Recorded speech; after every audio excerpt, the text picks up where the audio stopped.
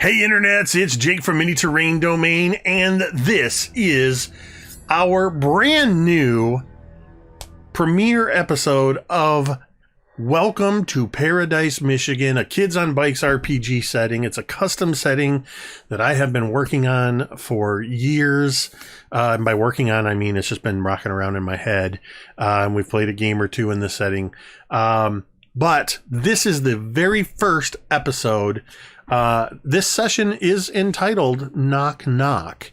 And we are going to get into that in just a few minutes, but I am super excited to be back to regular streaming, to have a brand new Thursday night stream here for you with some very familiar and some new to Thursday night and some new to MTD campaigns faces. I'm going to just real quick, they're all going to introduce their characters in game in a few minutes, but I just want you all to just real quick, super quick, we're going to go around, just introduce yourself, starting with you, Chad. Hi guys, my name is Chad. I am around on AbTab and numerous other social platforms. But yeah, I am super excited because this is like the first campaign that I've been a part of, and I'm so happy with this. Guys, I play Oak, which I'm very excited to get. Wait for your character descriptions during the game. But I'm You're very excited. interesting enough. Yeah. Thank you. I'm very excited for all of this. Yeah, let's get into it. All right, let's go over to Tamiko. Oh, me? Yeah, What? you. The Okay. other Tamiko. So, hello. I am Tamiko. If you have been around Mini Terrain Domain for a while, you probably recognize me as their #1 fangirl. That is me. I also hang out in a lot of the AbTab spaces. But I don't really do much outside of that. So like I just kind of bum around with these folks whenever they let me.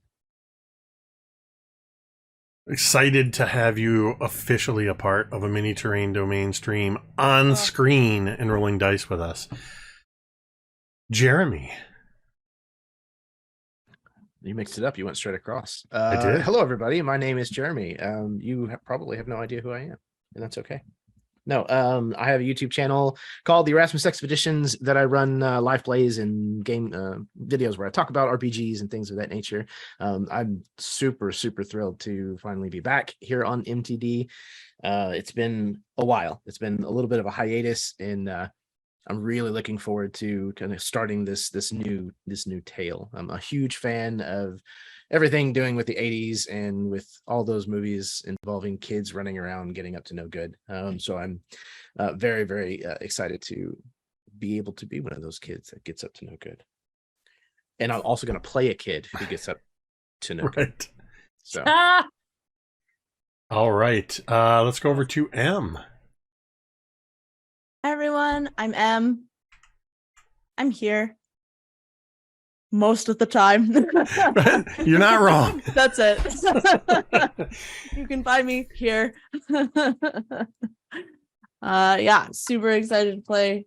These are all fantastic players, fantastic DMs, so super stoked.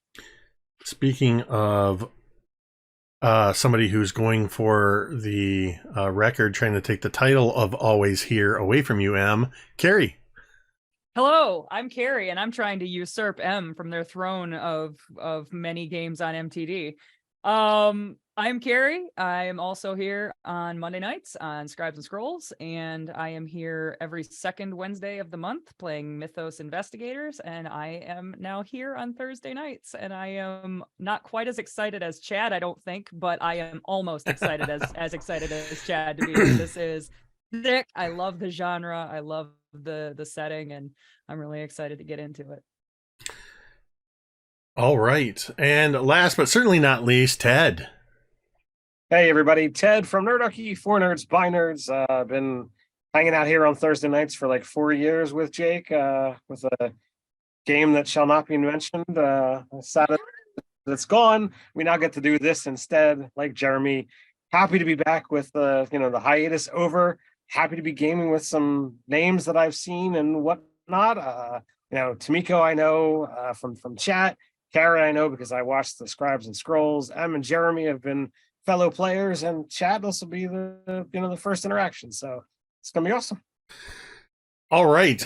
And that is our cast for tonight. You may have noticed from the intro and the windows, there is next to Ted a blank space that who knows what will be there in the future. Could be a guest star, could be somebody else. And over next to Carrie is another blank spot that we call Dwight. Dwight was unable to join us tonight, but will be popping in from time to time. And the way we've set this campaign up is it's very friendly to drop in, drop out. So don't be surprised if you're coming in from week to week. There's more or less players, and we're just going to roll with that with our core group of players. And we got a couple of pop in, pop out. Two quick announcements before we roll into the game proper. First is, this is mini terrain domain. That means there are domain dice. In this game, they are called Terrain Treats Domain Pops. That's right. The perfect summertime treat for your summer in the beach town of Paradise, Michigan. We've got domain pops. How do you get domain pops for the players? Well, Tamiko and Carrie have already shown us two ways you can do it: by subscribing or by cheering 500 bits. You can also tip $5. And this is what you get. If you look up above Jeremy and M, you will see the first ever domain pops appear. As we have brand new domain pops.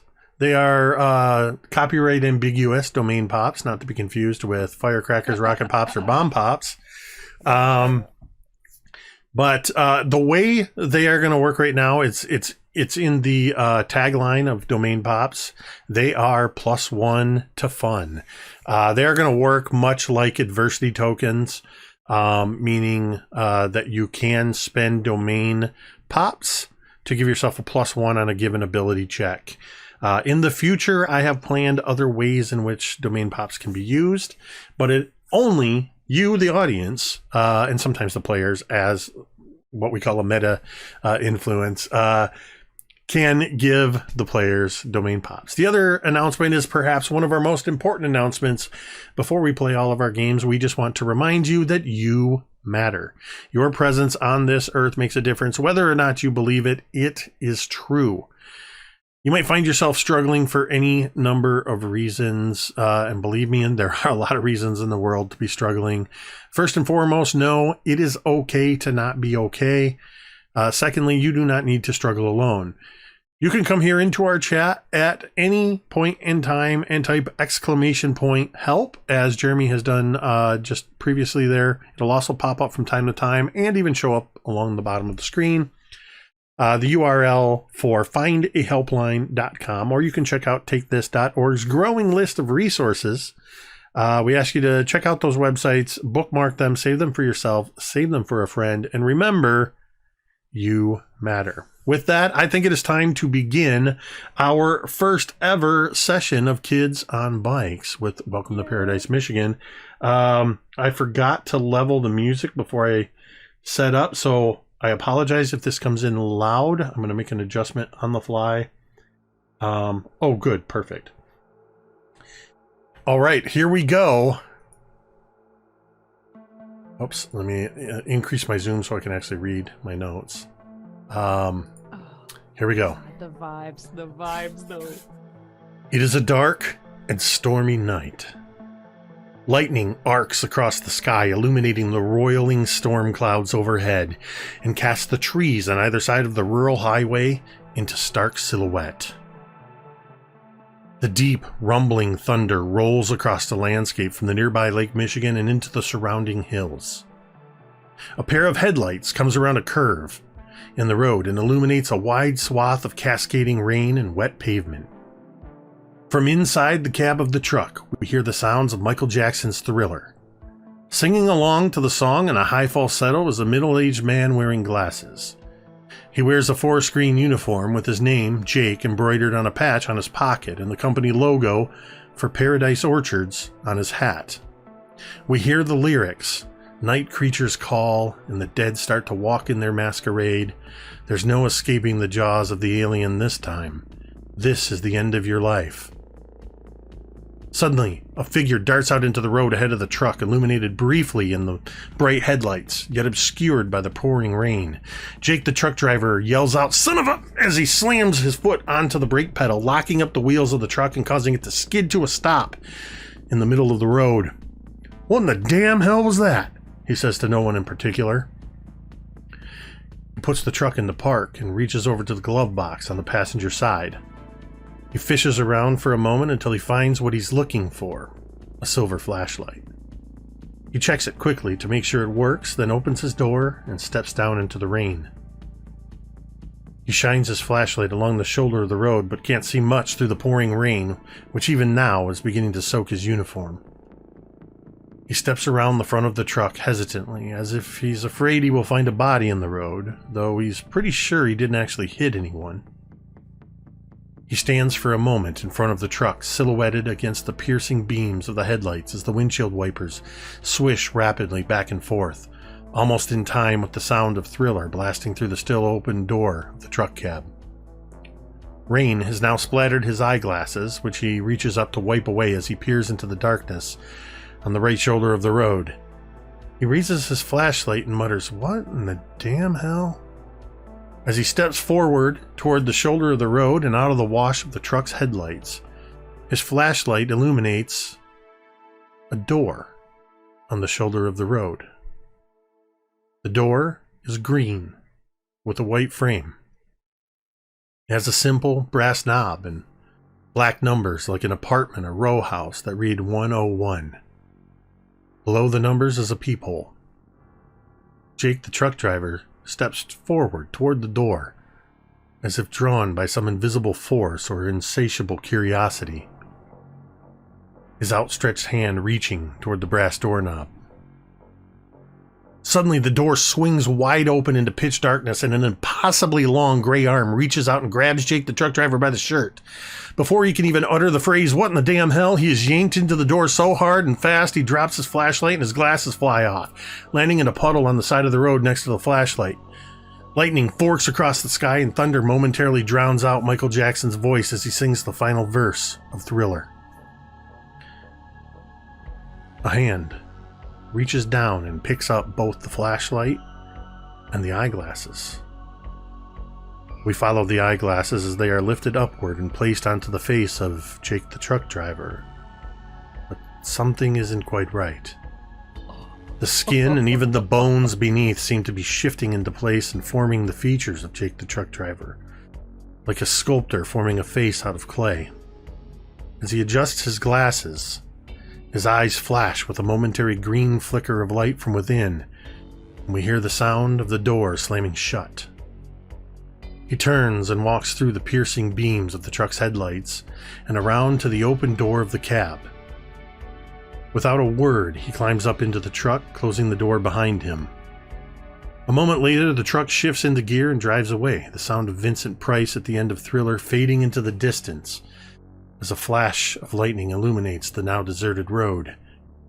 The foul stench is in the air, the funk of 40,000 years, and grisly ghouls from every tomb are closing in to seal your doom. And though you fight to stay alive, your body starts to shiver, for no mere mortal can resist the evil of the Thriller. As Vincent Price's iconic laughter fades into the night, lightning flashes again, and we see that the door at the side of the road is gone.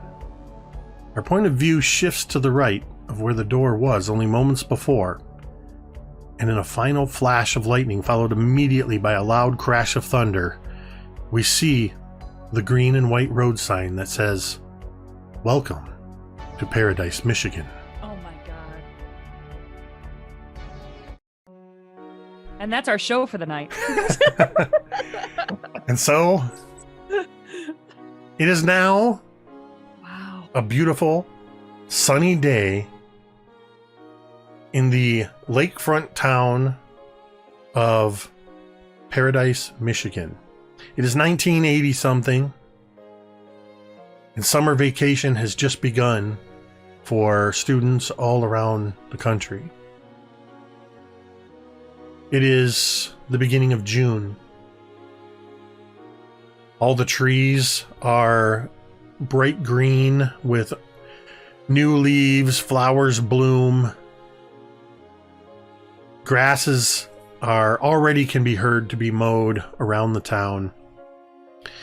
Any slight hill that you stand on, you can see to the west the great expanse that is Lake Michigan, one of Michigan's 5 Great Lakes.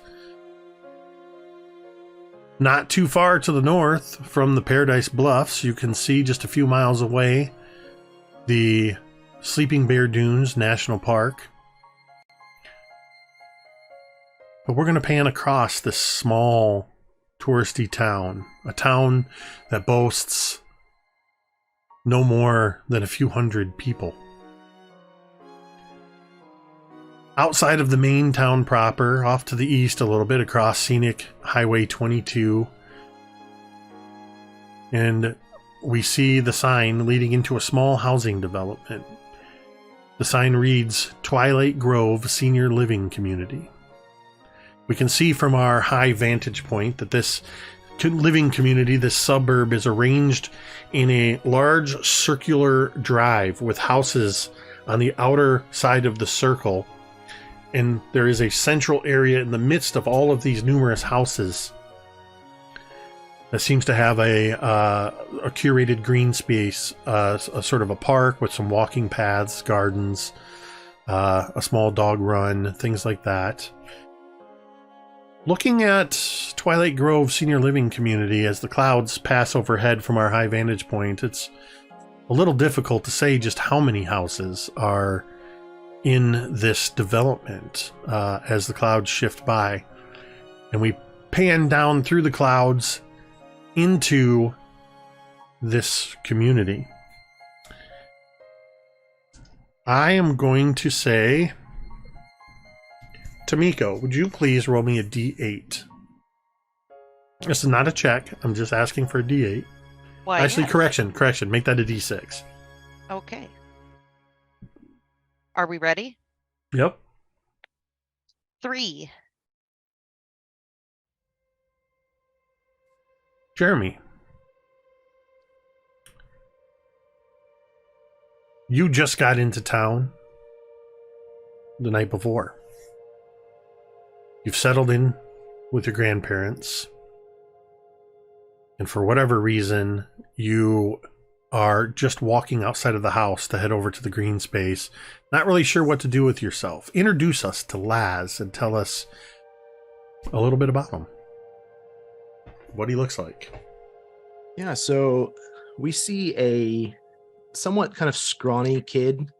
It looks like he's just kind of starting to kind of grow into his physique a little more. His shoulders are kind of starting to broaden out a little bit. His hands look kind of awkward on the end of his long arms because there's not a lot of muscular development yet. He has kind of shaggy brown hair, kind of just almost borders on black, and is basically a mop that hangs down close to his jawline on all sides. He has a pretty wide scar that kind of runs from just beneath his right eye all the way down past his jawline on that side of his face. He wears, kind of shabby, baggy clothes, mostly in dark colors, but he does have Star Wars emblazoned in, vinyl letters that are starting to peel off at the edges and the corners. It's obviously been washed many, many times. His nails have been colored black. By the way that they're kind of faded, it looks like it's been done with Sharpie instead of actual nail polish. He has a multitude of black, like friendship bracelets, kind of run like almost halfway up his forearm. He's very kind of downtrodden looking. His face is cast towards the ground. His dark features are almost always kind of hidden in the shadow of this kind of moppy set of bangs that hangs over his forehead. He's wearing some extremely old skate style shoes, Vans, something of that nature, and it's very obvious that they have seen better days. You know, the rubber, the white kind of rubber around the bottom has been chipped and nicked kind of all along. It's no longer quite really white anymore. And he is currently carrying his skateboard across this green space, looking for the sweet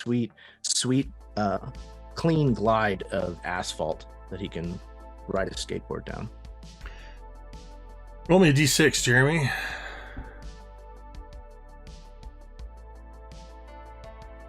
I rolled a 3 again. In that case, choose who goes next. Chad. Okay, very cool. How do I describe Oak? Yeah. You see, I've got it right here. That's fine. You see, quick question for you, Jake, before I start this.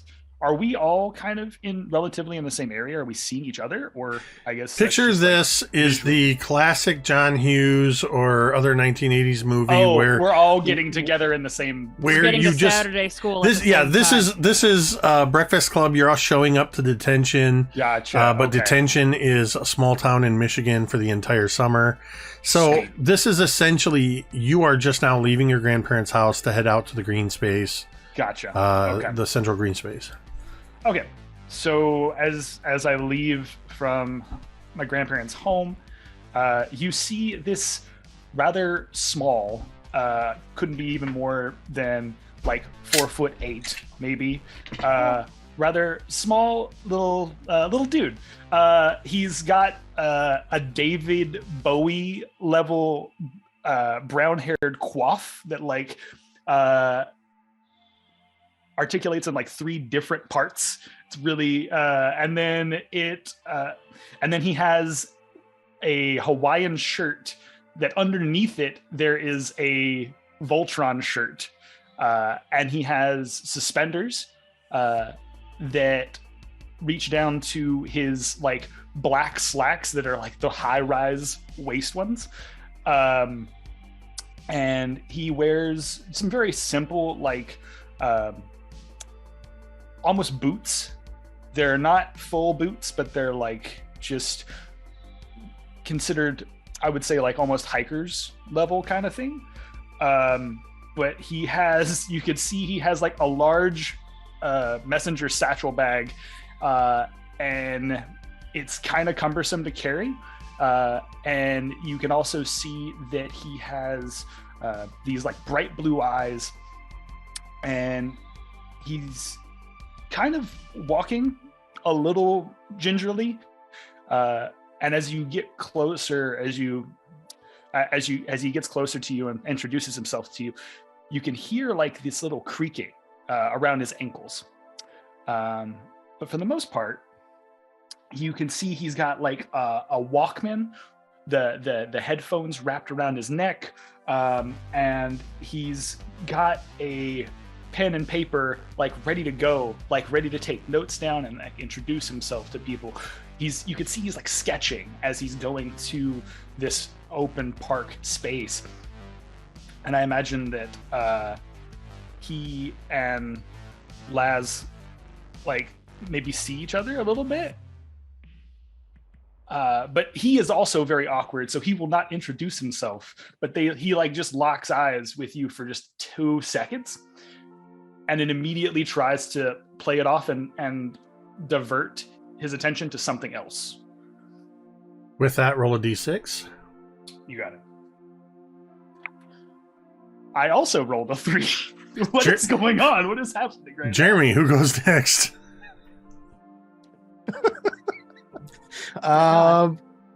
Jeremy, go again. Playing the role of assistant game Describe master the is character Jeremy. again. And I will be playing all the parts. In this one man let's see. show. M. You hear voices from inside one of these houses of an elderly woman who says, I just think it would be good for you to go and get some fresh air rather than moping around all day. You won't be able to see, what is his name? Bradley? Of course, it's Bradley.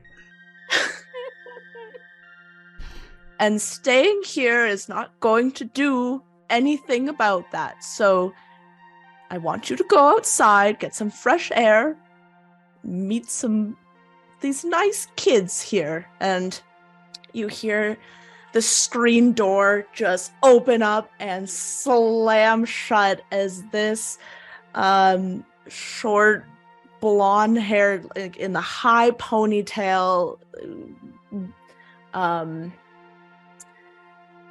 not neon, but pastel shorts and shirt, and you even see the color eyeshadow and this like bubblegum pink lip gloss. This girl just comes stomping out almost, and she stands there in the middle of the yard just looking around, smacking her gum between her teeth as she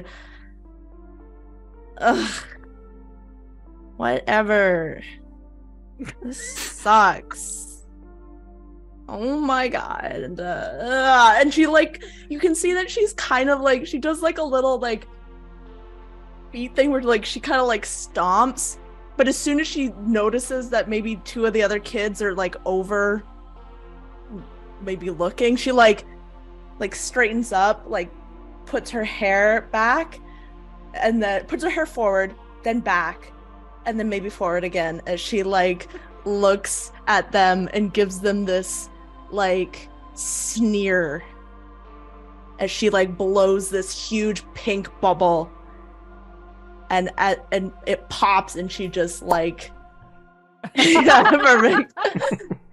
And she like just ew. With that, you roll a d6. Yeah. I rolled a 5. That's my gonna be Carrie. All right. Speaking of ew, in stark contrast, you see another girl in this green space. I imagine there is kind of a, like, right when it cuts away from Jessica doing all of this with her hair, it cuts to Rosie, who is a sweaty mess. A little bit has dirt just kind of all over the place. Her hands are very dirty. And she is just like, she just has this mop of hair that she sweeps back and then puts her hat on to kind of hold it back out of her eyes. And you see her drop a bunch of baseballs into a bucket. And then she stands back and looks back at something, and what the audience would see would be that she has like a milk crate sat up like at about where a box would be for a strike. And she has like a pillow in the back of it, and she winds up with one of these baseballs, and it just flies. And at first I imagine the camera kind of follows this ball, and it doesn't look like it's gonna hit the box, but it wings back and then thunk into the back of this box hard. And then she kind of like nods to herself, and then like again sets up, winds up, and again, and kind of just keeps doing this. It's like she is very unconcerned with everybody around her, anybody that happens to be watching. She's just kind of doing her own thing. Her backpack is sitting off to the side up against this tree. She has kind of found this almost shady spot that's sort of like her little oasis. And this girl is about 14 years old, you would estimate, but almost seems to be looking and acting a little younger. She's wearing jeans, Converse sneakers, raglan tee, and she's obviously got her hat holding her hair back. And she has been out in the sun, it seems like probably all spring. She's got rosy cheeks, for lack of a better word. And she just appears to be pitching baseballs on this afternoon. I would like you to roll a d6 this time. If it's a 1 through 3 or a 4, 5, 6, that's what I mean. You're going to tell me the number anyway. Just roll the die. You're never going to believe this. It's 1 through 6. It's a 2. That'll be Ted. All right, so I guess coming out of the house, ball cap on, flannel, jeans and boots. You see, average 15-year-old kid, hair that looks like it's probably, needs a haircut, being tucked up into the hat. A little bit of a grimace on his face of the frustrations of being here versus where he would rather be. He, like so many others, gets on his bike and is looking to head out into the greenery where in the nature that this scout is used to being in. And finally, Tamiko. Okay, so another kid comes out of a house and starts walking towards the greenway. This kid isn't even looking up. He's looking down the whole time as if searching for something, but just casually searching, not like frantically searching with a purpose. He is slightly smaller than other boys his age would be, slightly chunkier than other boys his age would be. But other than that, he looks like he came straight out of it, like a Capri Sun commercial. He's got sandy brown hair that obviously was cut to perfection around back to school photo time and hasn't been cut since. So it's got quite a bit of shag going on, and part of it is sticking up in places because he clearly has not looked in a mirror today. He has got his total his cheeks and nose are completely befreckled. He's got a very charming, boyish smile, but you can tell he's just smiling to himself while he's staring at the ground and walking. He is wearing a Izod style shirt with stripes, but it's from Kmart because we can't get actual Izod going on. There's scrapes on both of his elbows that have healed up a little bit, so he's got the scabby elbow thing happening. The jeans are a little bit high water because he's been growing, but mom hasn't been shopping. And the high water jeans are pulled up enough that you can see his slightly worn, they've been around the block a few times, Rue shoes.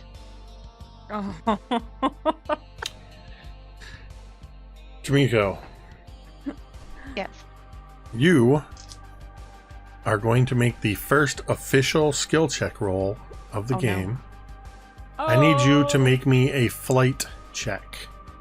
Okay. So my flight is a D10. Okay. +1. Yep, because you're a kid. Because I am a child. So that's a 2. 1 for the first roll, y'all. Off to a Okay. great start. Yes, as it should be.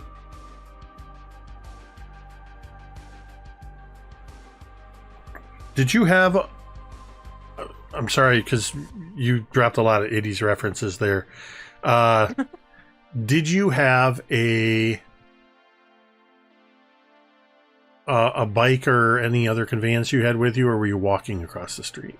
I am walking across to the green area at this time, but I do have a bike. With you, or you just have it? Like, are the you walking your is- bike, or? The bike is on the side of Grandma's house right Okay. now. I just need to know what's on you. I've got my backpack. Perfect. You failed by with a 2. You failed by 8.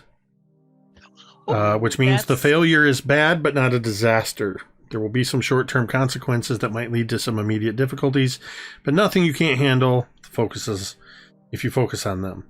This is what happens as you all are starting to notice each other.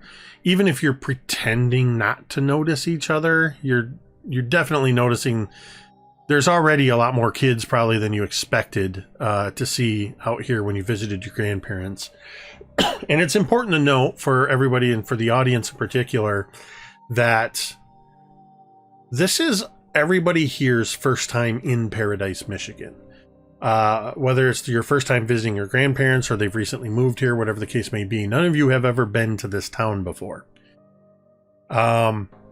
Especially being in Twilight Grove Senior Living Community, this next incident that happens may seem as quite a shock, as you were so lost in yourself, Coop, that you did not hear the throaty growl of the black Trans Am that had squealed into this subdivision.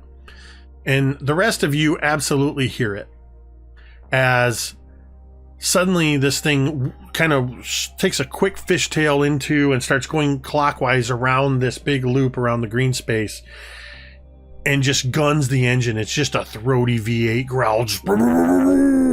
And all of a sudden you hear the sound of brakes locked up and squeal, this tremendous screech, and already the smell of burnt rubber filling the air as Coop, this Trans Am, stops right next to you. Like, it is actively up against your legs, but has not knocked you over. Coop. In reaction to this, because of the failure, you sort of instinctively threw your arms out and your backpack flew to the ground and is now under the front tire of this car. No. So that is going to be some of the consequences for that failure, is that some of your items may be damaged in your backpack. We'll deal with that stuff as it comes up, but here's your first incident. So Coop, I'm going to throw it to you first for reaction, and then take it away as you all see this happen. So Coop is startled and drops the backpack, and it falls, and he can't even react to like try to reach for it. He's just got his hand on the hood of the Trans Am, like, and just staring like saucer-eyed at whomever is behind the wheel. You cannot see who is behind the wheel because all of the windows are blacked out on this Trans Am. And this is the kind of like 70s Trans Am that has the cutout in the front engine, and there's a big scoop. The engine is sitting, and it's just sitting there. It hasn't made any move. The driver hasn't attempted to get out. What is the rest of you doing as you see this little kid just about get mowed down by this sports car, this muscle car? I think I would probably hustle over and it's like, oh my god, are you okay? And Rosie would kind of be like she would go to grab the backpack, not realizing it's like literally pinned under the tire, and look at this little kid and kind of be like, and she would kind of like hit the hood, assuming that this driver didn't mean to frickin' try to almost hit a kid, be like, back up, and just kind of like signal to whoever's in this car to back up, so to get off the backpack. Coop looks over to Rosie, still stunned, and says, said that your life's supposed to flash before your eyes. It didn't happen. I don't think my life's been worth living if it didn't flash before my eyes. He like kind of again looks at this kid and like, well, you can't have had much to flash before your eyes. And is this car backing up at all or not? Nope. Just sitting there The idling. driver's side. She would go to the driver's side and hit the window and be like, "Hey, back up!" As Rosie goes over and starts yelling at the driver of this vehicle, what's everybody else doing? Billy would be going over to try and see, what help he might be able to do, either to make sure that Coop is okay, see what's going on. Yeah, Laz is kind of like very kind of like lazily like making sidewinders kind of back and forth on his skateboard, kind of just easily like cruising over in that direction, but hasn't said anything. Oak Oak has taken out his. You see him like slowly fumble for the. He has the book, but he's like trying to get over to the car. He's gonna start taking down notes, like the license plate and everything. Like he's like super concerned. There is no license plate. There's no license plate. Even Or is even it just worse. like Oak's head Super. like poking up out of the Yeah. shrubs right now Yeah. with like the notepad? I love it. I love it. Thinking his floral print Hawaiian Yeah, shirt makes will him blend in like with the camouflage. Yes, 100%. And maybe it does a little bit because like this is a senior living community, so they kind of have that vibe. Yeah, it's anyway, Michigan, like, but it's flamingos. definitely got like palm fronds and They've got the Yes. hydrangeas and all the like yep. pretty that like Oh, there's so many hostas in this housing Yeah. development. So many hostas. he'll make his way over, and I think as I believe he'll make his way over and he'll make his way to Coop and be like, "Hey man, you okay? He almost knocked you over." I'm really. He actually has to check. I'm really proud that I didn't wet myself. I'm I was- proud of you too. Here, and he'll reach into his bag. Look, I don't have much, but I got a juice box. Oh, If that's man. enough, like My backpack. My backpack's stuck, and Coop's pulling no, on if you- the if you little pull- strappies. if you pull too hard, it'll. Oh man, my mixtapes. Oh, You got mixed in there. Hold on one I'll second. leave you. I think Rosie's on one side, and surprisingly for this kid, he like goes over and he'll go to the other side of the window, like the other window, and like knock on it. Excuse me, sir, ma'am, hello. You just see a hand. Like You said you're like, on the passenger wrapping- side? I'm on the passenger side window. Hello. All right, Jessica, what are you doing during all this? Jessica is like looking over, and I think she'll be the last one to kind of wander over as Oak and Rosie are banging on the windows.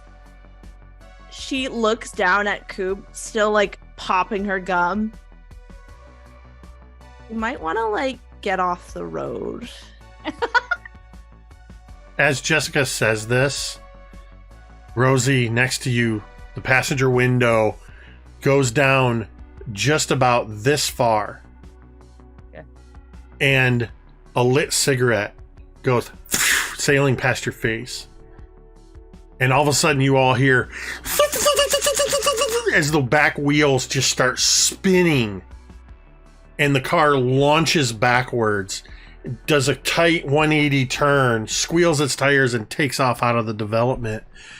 Frickin' Rosie has like a pouch on her side and that she keeps 3 balls in at any given time, and she fucking fires one at the back window. I'm gonna have you make a let's see. I think that's going to be your brawn check. Side note, one of my flaws is hot-tempered. I feel like this applies. So I'm going to, yeah, definitely. I'm going to say that this is going to be a, yeah, let's go with brawn. That's going to be your athleticism. Okay. So I got a D12 on that. Okay, so roll a d12. I got a +1 as well because I'm a jock, and so the total is a 9. A 9.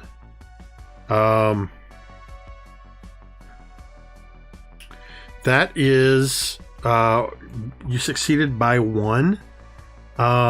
You succeed, but not impressively. I will say that as you reach in, instinctively grab this ball and hurl it at the car that's speeding away, you hit the rear spoiler hard enough to put a dent in it. As this car careens away into the distance. Your backpack is now free, Coop. And Jessica, as you are standing there on the side of the road, you see, I'm going to roll a die.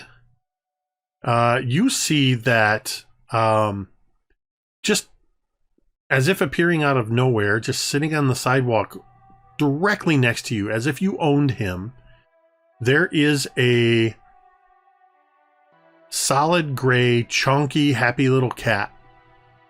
Oh, God. Yes. Yes. Yes. I'm so happy. I will not say the reason why, but I will tell you 2 things. Mm-hmm. I have a random roll table for cats, and it was created for me by Tamiko. Tamiko! Early contender for an MVP. This cat does have a collar, and it does have tags. But yeah, it's just a chunky, happy little solid gray cat that's just sitting there. I don't know what this means, but it's a Scottish fold cat. Oh, God, the ears are there! Yeah. Yes! Jessica just like she squeals and like looks down, totally forgetting about Coop and like everything that's happening as she just like squats down and is going to try to pet the cat. He immediately starts just doing that thing where he's like leaning right up against your leg, tail in the air, and you can physically feel the purring. It's so loud. But Coop, Yeah. your pack's free. Yeah, Coop tugs the backpack free, and then does like a very quick stumble hop over to the grassy area and just kind of collapses on the grass, like Oh, God. full, like Very dramatically. full starfish, like on the grass. Billy would help you, walk the distance if it looked like you were actually like in need of assistance, and he would ask, like, is all stuff okay? Are you okay?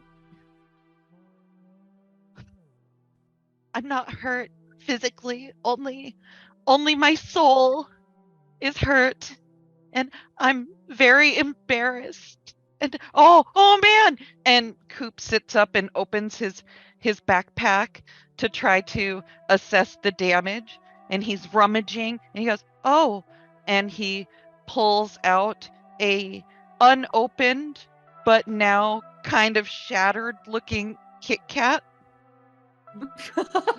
Is it the one with the foil? Tell me it's in foil. Yes, of course. He opens up the Kit Kat and he's like, "Well, normally I would have offered you a stick, but they're kind of all... It's kind of bite-sized now, so just like reach in and grab one." It's okay. I don't need it. They're for you. I'll make sure you're all right. Yeah, any candy's definitely crushed, and if you have actual cassette tapes in there, the jewel case on... How many cassettes did you have in there? Oh, I had 4 mixtapes, and because they're mixtapes, they're not in cases. Oh, that's I'm even worse. Yeah. And they're also irreplaceable. Do you know the hours of time? You that are went lucky. into- I rolled a 1, so only Good. one of them.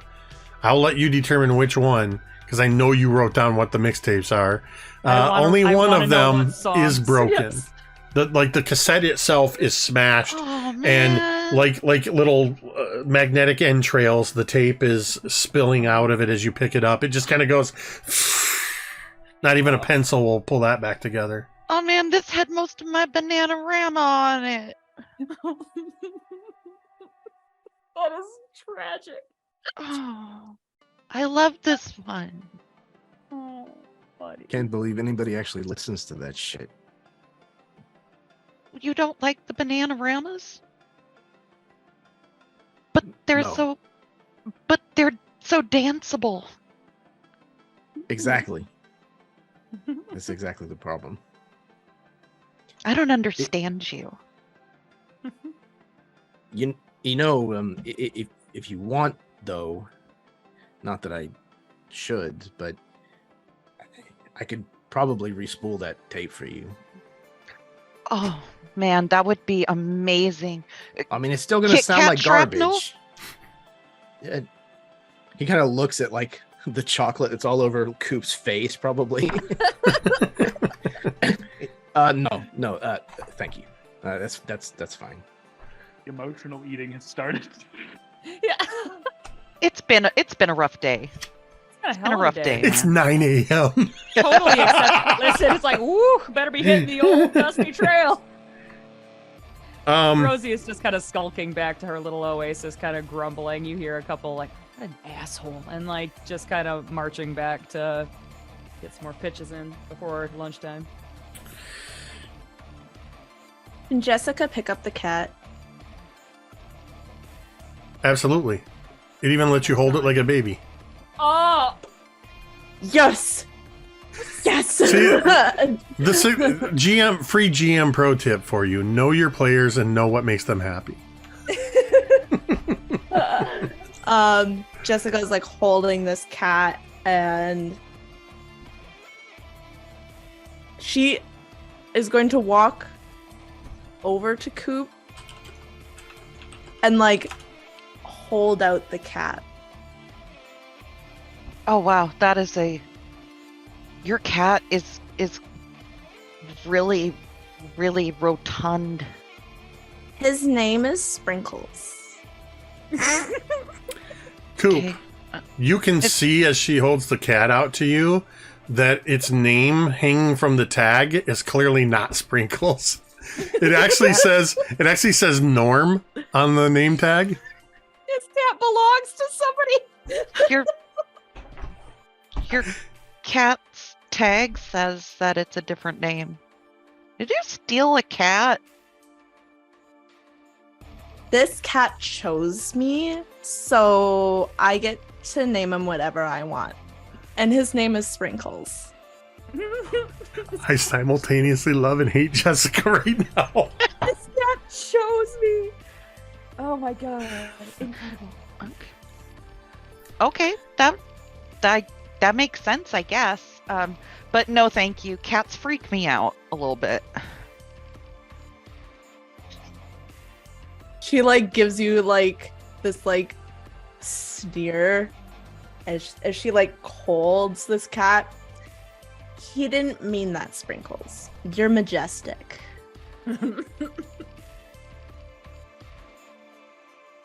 I love, for the record, real quick, a timeout. We are coming in hot. This is terrific.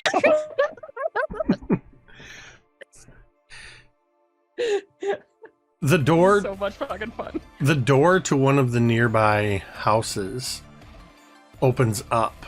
It's actually the door, the house that Oak came from.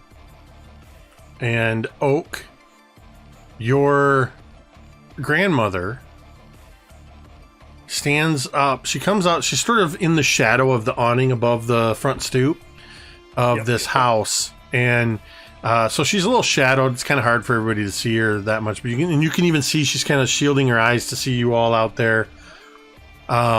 and she is a she's Oak's small size. Must not come from his paternal grandparents, because his grandmother's a very tall, thin woman with her hair done up in a bun. She wears a pair of horn-rimmed glasses on a chain. She has the look of somebody who's clearly retired but still dresses as if she's going into a library or a museum every day. And she kind of pulls her glasses down and says, "Orson, when I said to go out and explore, I meant beyond our front steps. You have the whole of paradise at your command. Get out there and see what kind of trouble you can get into. And take your new friends with you." Well, yes, ma'am, I will. I got a new friend. He almost got ran over. Did you see the car? I'm sure there was a car. Very nice. You all be safe. Okay. And she turns and walks back in the house, and as she shuts the door, we see that the door is a white framed green door with a brass knob, as are all of the doors in all of your grandparents' houses. Carry on. Coop, What would you like to do? kind of looks up at you and Orson? Oh, Really? Yeah. My Oh, mom man. and my mom and dad are real old school. They my mom enjoyed Orson Welles growing up, so she named me Orson. Orson Axel Kubrick. Nice to meet you. But you can call me Oak. I don't know who Orson Welles is. Is that like your grandpa or something? No, God, if Orson Welles was my grandpa, I mean, but no. He was a famous writer and also he was on radio. I've got nothing. No, No. okay. But it doesn't matter. It's nice to meet you, Orson. I'm Coop. Cool. Okay. Coop. Nice Uh, to meet you. Kenny Cooper, but I go by Coop. Kenny Cooper. Okay. Well, I don't like people calling me Kenny, well, because you know the guy with the hair and the clarinet came around, and Yeah, yeah. I hear you. No, 100%. Wow. I understand. Wow. Well, look, you can call me Oak, okay? It just makes things a lot easier if you just call me Oak. Oak, like the wood, like a tree. Like a tree, yeah. Cool. Cool. I by the way, I love your and he kind of reaches out and like snaps, like not mean, but like slightly snaps the suspenders. I like your mork thing you have going on. Oh That's- my Thanks. God, Tamiko. That's not where it came from, but thank you. You're okay though. I think I'm okay. All right. Just shaken, not stirred. Okay. Well, let's go see what the other kids is up to, because apparently I'm supposed to be out seeking adventure and whatnot. I heard Paradise is filled with it, but I don't really know much. Do you like the woods? I do. Yeah, I like the woods. I've been trying to look up. It's silly, but I've been trying to look up Sasquatch recently, and I heard the Sasquatch is in woods. I don't know if you'll be out in Michigan, but be worth it to check. Well, I don't know anything about Sasquatch, but heard Dogman out here. Dog man. Oh man, that's cool. My brother's been. I'm Billy, by the way. Billy. Hi, all right. Billy. Nice to meet you. You can see that Oak has these has this one pin on one of his suspenders, and it's like this little green like ooze pin, and it just says ooze in bright red lettering on this green ooze background. And yeah, please tell me all about it. I mean, where do they see him? I imagine out in the woods, he's not going to come around where the people are. Right. Well, how long you been here? I mean, coming here. I mean, I just got here yesterday. Okay. Nice. Me too. Where are you from originally? By chance? Out in the city, not too far from here. Okay. Good. I kind of feel awkward because I don't know how regular people are. I mean, not to say that I don't feel like regular people are regular, but I just, my family and I come from North Carolina, and it's a ways away. So what are you doing here then?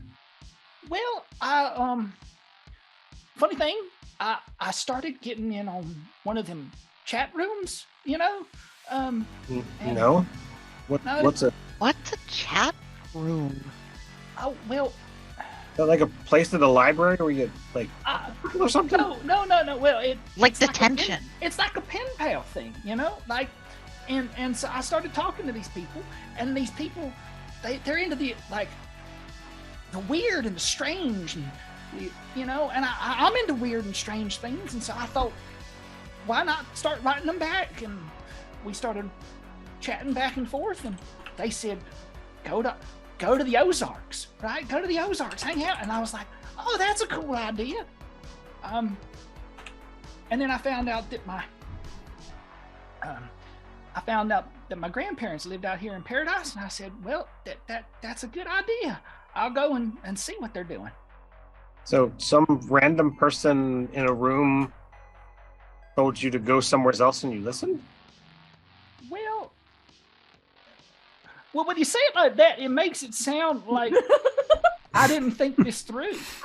But I swear I did. Bear in mind, he's 12. I'm also 12. I'm very gullible. You can tell me an ice cream man is somewhere, and I'd go for it. That's right. Oh my god, incredible, dude. I don't know why you're so excited. This place sucks. Laz says like skateboarding circles around the whole group. Laz, you're the one that, as you say that, you clock the blue and white police car that is turning onto the drive and turns in your direction. Damn it. He kind of says under his breath, and he skateboards kind of up onto a driveway and onto a sidewalk, and he's going to kind of like make himself scarce around the side of one of these houses. All right. Make me a flight check. Okay. Oh, God. Let's see. Laz is going to get arrested. So for a little while, I will sort of explain some of these stats for all of you and for the audience. Flight determines how fast a character is, as well as how skilled they are at evading their problems, both literally and figuratively. So I want you to make me a flight check. What's your dice in that? So I have a D6 in flight, but I get a +1 because I'm a teen. Okay. Would the strength of unassuming be applicable here? I'll allow it. Is that just a +1? Yes. Okay. So we're +2. That's a 5. You missed it by 2. Ooh. As you skate up onto the sidewalk and you're just sort of do that thing where you sort of casually kick your skateboard up to pick it up, you hear a sound that you don't like to hear, I imagine, that sort of whoop, whoop, whoop, whoop, whoop. just that real quick mic siren check sound, and you hear a voice go, "Hold on, son. Don't go too far. There's someone to talk to you and your friends." And you hear the car sort of pull up to a stop there in the middle of the road, just off to the side, actually towards the green space. And you hear that sort of the squeal of brakes that are just beginning to need to be checked as he puts it in the park and gets out. And he steps out. You can see him blazing across the side of this car. It says, I actually forgot the name of the county, but it says County Sheriff on the side. And as he steps up, he takes his hat off the dashboard and puts it on and kind of adjusts. He's a physically fit looking man, looks to be in about his 30s. As he kind of looks around at all of you. And he looks over at you, Laz, and he goes, "Come on, son, I'm not going to hurt you. Just want to ask you all a few questions." Yeah, Laz kind of, again, not making eye contact, kind of looking at the ground.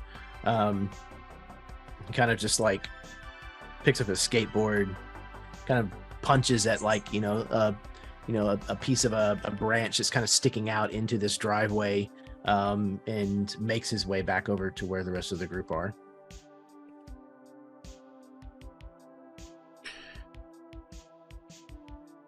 Walks over, sees, kind of takes a look at you sprawled out there, Coop, on the ground. Chocolate covered. You all right, son? Officer, I'm so glad you're here. I need to report a crime. Some guy in a black car broke my Bananarama. I don't I don't know what I any don't of know those what a words mean. Bananarama is, but He almost killed me, and he ran over my stuff. the black car is actually one of the reasons I'm here. I wanted to see if any of you had actually seen a black car. Do you have any other description besides black car? My tears Yeah, and it's got a dent handprint in are the on the spoiler. hood. If got you a talk dent at in the the same spoiler. time, I can't understand you. So Sorry. Rosie's just calling from far off in the clearing.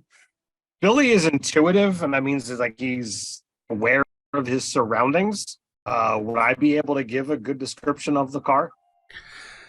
I would say probably you and Oak, who was deliberately taking notes, could accurately describe the vehicle as a black Trans Am, no license plate, blacked out windows. Yep. With Rosie chiming in, "The spoiler's dented." Wasn't there, like, I don't know whether they do DNA testing, but didn't they flick a cigarette out the window? They did. This is Yeah, I was gonna 1980 mention something. that. I don't Yeah. know. I don't know that the They see DNA. the cigarette, they go, gross. I've Like, watched I've watched like, a lot bro. of those, long. Actually, as a matter of fact, he's kind of, as you're describing the vehicle to him, he's kind of looking around, listening to you describe what happened, and he sees the skid marks and then the extra black spots where the tires spun out when it peeled out. And he does that thing where he crouches down and kind of reaches out, touches where the tires were, and he kind of goes. And then he stands up and he walks a couple paces over and he picks up the still smoldering cigarette butt. And he looks right at you, Laz. This yours? No, that's not my brand at all. He drops it, makes a show of crushing it under his foot. Well, are you okay? Do you need any kind of medical attention? Nothing seems to be broken. Except your Bananarama, was it? My pride and my cassette tapes. So, but I could have died, and that guy was driving very recklessly. We've been trying to track that car down for a couple weeks. We've been seeing and hearing similar incidents, but we can't ever seem to find the car. So if any of you kids get an eye on that car, do not approach it. You come down to the sheriff's office downtown. You let me or one of my deputies know where you found it. Yo, tourists. What I mean is, here with my grandparents. I guess that's sorry. kind of Tourists is what we call some of the kids and folks that come here just for the summer. That's me. Then yes. I don't recognize any of your faces. I have an eye for trouble. Again, looking at you, Laz. So it's good that I don't know you, but now I've seen all of you. And I see you out there too. And I won't forget you. How long you been in town? Every one of you came in the day before. There might even be like a chorus where they all answer the same at the same time. Rosie Kinda, would have made, look at each other. upon being acknowledged, Rosie would make her way over, and I imagine I would love it if Jeremy was right and we all went yesterday, like all at once. Yeah, he kind of looks taken aback for a moment. Oh, all right, I guess it is the beginning of summer, and I assume he kind of looks around at all the houses around, and you're all here staying with grandparents. So if you all came in yesterday, and you're not telling me any lies, again, profiling Laz, just looking you up and down, then you haven't been anywhere near either of the cemeteries in town. Ew. Why Is would there a we go crop? near a cemetery? That's gross. Is there something going on with the cemetery? Those places are haunted, man. Well, somebody has decided to take it upon themselves in the last few days to liberate a couple of the cemeteries in town, and in particular a couple of the graves in those cemeteries of their contents. Well, it hasn't been me, officer. I mean, I'd have dirt under my nails, and as you can see, I don't have any dirt under my nails at all. Rosie would kind of like chuckle under her breath a little bit. Coop shoves his hands a little further into his pockets because he does actually constantly have dirt kind of around and under his nails, but that's because he's constantly picking up rocks and things. Jeremy, I want you to make a charm check. Okay. What's your die in charm? That's a D4. I kind of figured. I have disobedient as one of my flaws, so I don't know if that adjusts die at all. Can you go below a D4? You're gonna try, Ted. You're now rolling a D2. Give me 1 second. While Jake is taking a second, be sure to check us out on MTD on spring.com. We have all new merch there and all kinds of cool things you can buy: t-shirts, hoodies, tank tops, and so much more. Spring.com. Just search Mini Terrain Domain. Thank you, Checks in Gary. the mail, Carrie. You're welcome. For the moment, the flaw is not... Okay. The way it would come into play is it might be similar, in certain situations, it might be similar to a fear where you wouldn't be able to spend adversity tokens. Oh, that reminds me. For those of you that failed rolls earlier, you each earn an adversity token. Whenever you fail a roll, you earn an adversity token. Adversity tokens, there is not. Oh, wait. Actually, there is. Sorry. I think you can only have up to 3. I will confirm that at the break. but you also have bonus adversity tokens in the form of terrain treats, domain pops, which you currently have 3 available to you, and those can be used to give you a +1 on top of any other. Additionally, in certain situations, unless a fear is involved, you can give your adversity token to help someone else out in a roll. Unless a fear of theirs is involved, then you can only use your own your own adversity tokens. Nice. So you will be making a simple charm check, just as you're kind of verbally squaring up with the sheriff's deputy. I got a 3. Oh God.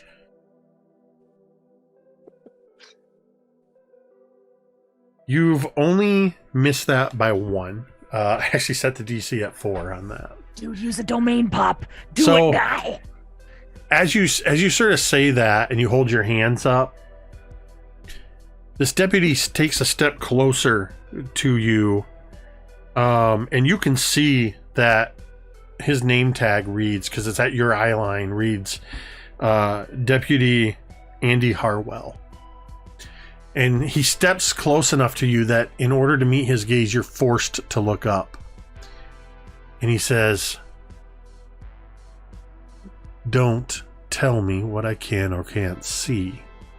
I've got my own eyes, boy." I would say right then, sir, if there's actual grave robbers here, why are you here talking to us? We already told you we didn't see anything. It was a black car. Didn't even have a license plate on it.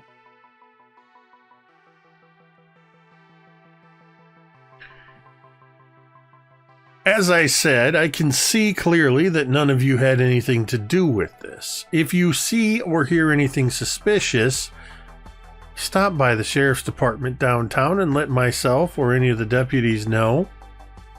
And keep your nose out of trouble. I've seen all of you now, and I've locked you away in my steel vault. He reaches up. like a mocked salute. And he reaches up. It just coincidentally, he was reaching up to tip his hat, that he inadvertently tips his hat to your salute. I want art of that moment so bad. I can picture it. And he gets into his squad car and starts it up and drives off. And that is where we're going to take our break. We're going to take a short break. We are playing until approximately 11 o'clock tonight. So we're going to take a short break. Thank you, everybody who has tuned in so far. I hope you're enjoying everything. Remember that while we're on break for the next 5 to 10 minutes, you can still cheer 500 bits, subscribe, gift subs, tip $5, whatever it may be, to earn more domain pops for these players. Because guess what? If they earn more than the 5 that are on screen, there's an option for a bonus there. There's no limit to the number they can have. We are going to take a brief break, and we will see you on the other side.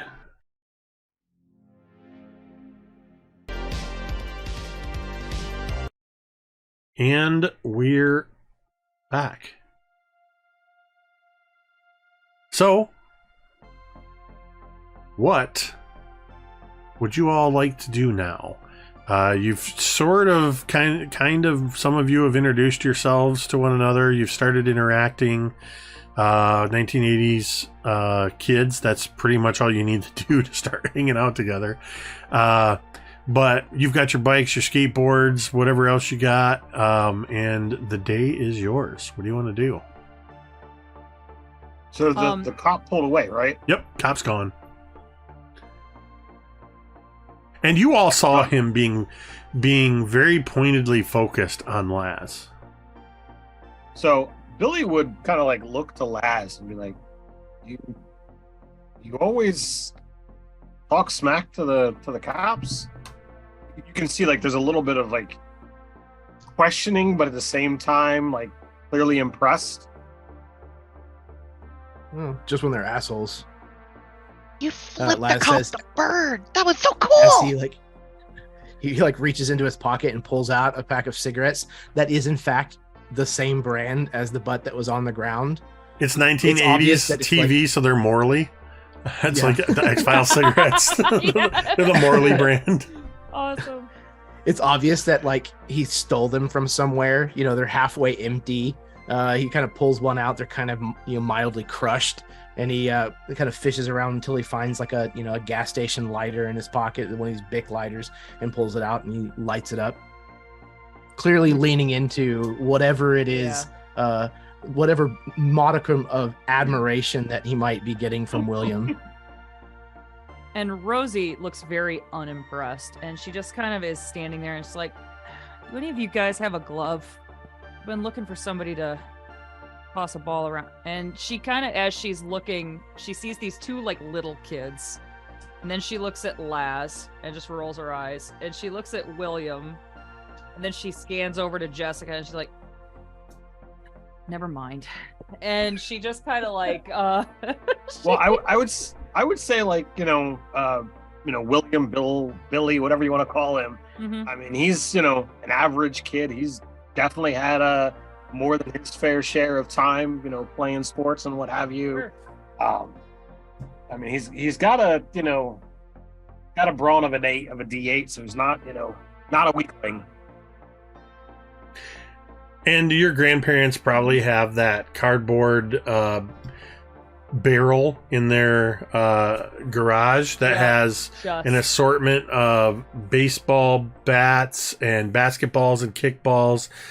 Most everything that involves being inflated is at least half deflated. We got a bike pump. It's cool. But yeah, Rosie would just kind of be like, speaking of deflated, like she would kind of, her shoulders would slump and she'd just be like, well, if any of you guys ever are looking to, I don't know, run a few bases or throw a ball around, let me know. I think actually Oak would speak up at that. You play here? No. No. I play in Reed City. You're from like the South, right? Where'd you say you were from? Right. Well, Raleigh, but I mean, we live in Kill Devil, actually.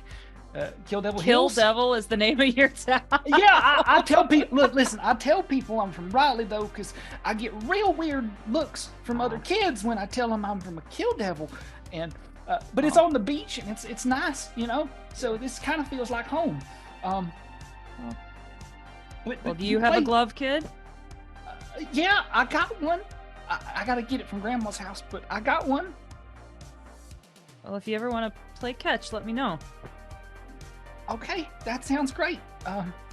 We got a team there called the Daredevils. Your team is called the Kill Devil Daredevils. Well, I mean, no. The school isn't Kill Devil Middle School or nothing, but like, I believe it's Duster. So we're the Duster Daredevils. It's real. That's amazing. I love it. Whenever you feel like going and getting your glove, I got a couple of more curves to get in before lunchtime here. So. Sure, I can do that. You see that he takes a note at the moment of the cemetery, though. Like his brain is thinking about other things outside of just this conversation. Does he have like a little notepad? I thought you said he had like a little notepad. He has a little steno, like a little tiny steno with like multiple pencils.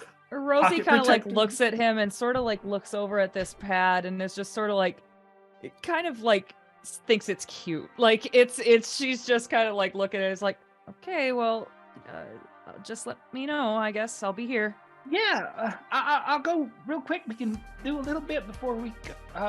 I don't know what you plan on doing after this, but look, this is real adorable and all. But do any of you happen to know how to get to the cemetery? Either one of them? It was you! Was it you? Were you digging up dead people? Yeah, you discovered one of the hobbies I have. No, you don't just go and ask people if they committed a crime. Like, that's not how things work. Why would you even do that? That's like gross. She like looks like up and down. Laz. Why do you want I to go can to see the that. Laz, I can see that sarcasm isn't spoken around here a lot. you came into town yesterday by Greyhound bus, Yeah, absolutely. which the Greyhound dropped you off at I forget what it's called, Swifty's Fuel and Food, which is a convenience store, gas station, car wash. It's everything. And That's where you it's stole the cigarettes from. yeah, probably. Oh, And it sits. It's not a formal. In fact, the only sign that it's a bus stop is that it has a Greyhound sign on it. So that's where you were dropped off in town. So when you walked to Twilight Grove, which would have been like less than a mile, you walked along Highway M22, which is sort of a rural highway. Sometimes referred to or known as the Leelanau Highway. You would have passed one of the churches on the south side of town, which is the Peaceful Waters Protestant Church. And there was a decent-sized cemetery behind there. So you know that one of the cemeteries is like a half a mile from here. Okay. Then yeah, he's it's very obvious to anybody who might be paying any attention whatsoever that he's like gathering things to make like a little bit of a trek. And he's gonna start preparing to leave. Jessica, are you still holding Sprinkles / Norm? Yes. His name is Cupcake now. Oh, okay. That's what. it's changed. It's morphed. The cat that you are holding suddenly twists in your arms and leaps out down to the sidewalk. And Cupcake. it darts away about 10 or 15 feet and then stops and just sort of looks over its shoulder at you and then just slowly starts walking towards the same road that the black car and the police officer went towards, which is pretty much as far as you know, the only in and outlet of this subdivision. And Rosie would laugh and she'd be like, "Cupcake giveth and cupcake taketh away. Boy Scout, you're welcome to join Catch if you feel like coming out." And she would look over at William and she would kind of like go chuckling back to her like thing. You see Jessica just like roll her eyes. But like she's still looking after the cat. Like she's like looking away as if she doesn't care, but she's keeping an eye on the cat. The cat gets about 20 feet away, and if you don't make any move to follow it, it stops and just sort of looks over its shoulder and just goes, meow.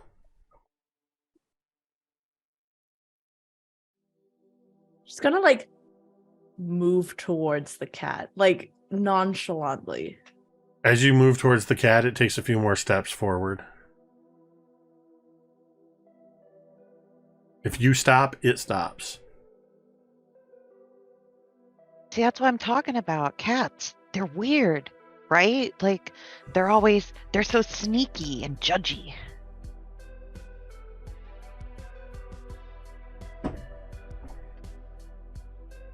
I mean, yeah. I totally believe that. 100%.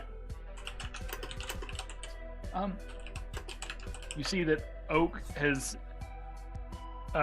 drawn his attention away and is going inside to grab his glove. But then as he comes back out, you see that his bag is loaded with a video like some form of a Polaroid or a video camera of some sort, and just he's ready to go on a mission, right? He's ready to go on something. Oh, that's right? precious. And he like takes the bag off and sets it next to the tree that like maybe Laz is standing near. Hey buddy, do you mind? I'm gonna leave this right here.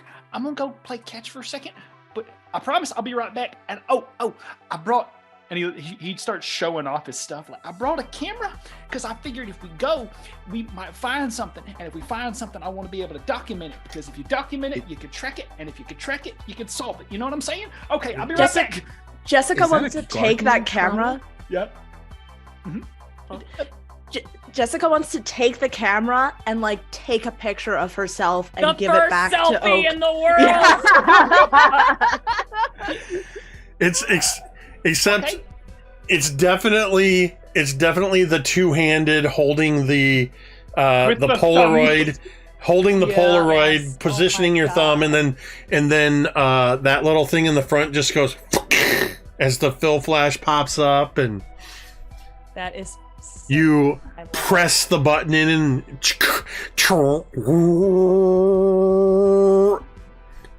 and the single blank Polaroid pops out. Yeah, Jessica takes it. And, And she you- gives the camera back to Oak. You immediately start going like this. Takes Yeah. it. You've got a Polaroid and a video camera? Man, what are you, rich? No. My dad works for a radio station, right? So we got access to things, but I mean, we're not rich. It just, I don't know. Hundreds you of frequently use a video hundred falls out of cameras his at the radio pocket. station? Yeah. No. I mean, he doesn't feel like. I guess he's 12. He doesn't understand the concept that he might be in that You echelon. might be rich. He You might can't be tell. like he can't tell. He's like, I don't understand that this is not normal. What percentage of your house back home is made of brick?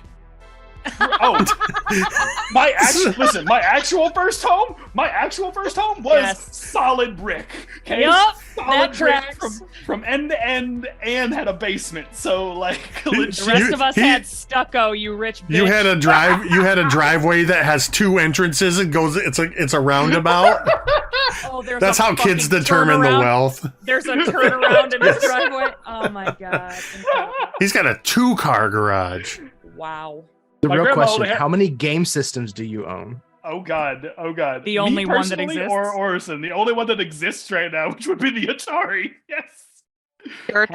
Hashtag. there are There two. are There's the two. Commodore 64. That's right. You're right. There are three. There are Three. three. I mean, The NES came Coleco. out in the Oh. 80s. The so NES did come out. we're ambiguously in the 1980s, so it's kind of a little bit loose. I mean, Could there's have all Game three. Boys and there's NESs and there's Okay. the Sega Master System. I think was out in the 80s. I feel like he would definitely. That might be have, like, 90s actually. an Atari, because he would have little. He would have pins and ampulets that would have like the little Pac-Man and all that kind of stuff. Like, Nice. You would hear So, from yeah. elsewhere in the green space. You would hear, "Kid, are you gonna yap all day, or are we gonna chop?" I'm coming. I'll be right there. Hold on. And he'll run with his glove, and you can hear Laz and Jessica as he's running away. You can hear these little audible clicks that are in his shoes, right? You can hear these little tiny audible clicks in his shoes Oh, as he's running toward you to buddy. to play catch. Adorable, amazing. I Jessica love it. wants to take the Polaroid camera again. She faces it towards Laz, and then she wants to take another picture. Oh man, I hope Les I tries to I get his packed hand up. some backup stuff, because if I only got that one roll, woo! We can run to the CVS or the corner store. She Yeah. like shakes it, gives it to Laz, and you can see as she's doing so, like she just like blows a bubble of gum and smacks it. Amazing. Jessica, make me a brains check. All right. What's your brains die? Sounded like my charm check. Tell me that's the 4. No, it's not the 4. Oh, good. It's the 6 though. So Okay. Okay. whoa, 1 second. That is a 2. Okay. That is a success. It was It was a DC of 2, because it was very likely you would succeed. There was just a small chance you would fail at it, obviously. You have these 2 Polaroids that you've taken, one of yourself and one of Laz, and as you're sort of shaking it, and then the Laz one starts to develop, you see first that sort of washed out look, but you see Laz kind of looking like he's peering out from behind where he put his hand up to block. Probably just exhaled. There's a little plume of smoke around his head. And as you go to hand it to Laz, you notice that you would see sort of faintly behind him, you would see Oak running towards where Rosie is waiting, and just off to the side are Billy and Coop. There's a 6 figure that is off to the right, separate from everybody in this picture. That is purely a silhouette. There is no distinguishable form, and looks to be, by the perspective of the picture, to be standing only a few feet away from Rosie. Immediately, Jessica looks up from the picture. So she's handing it to Laz, and then she looks down, and Laz, you can see that she furrows her brow and takes the picture back and to take a closer look. And she immediately looks over to Rosie. There's nobody there. Make me another brains check. 4.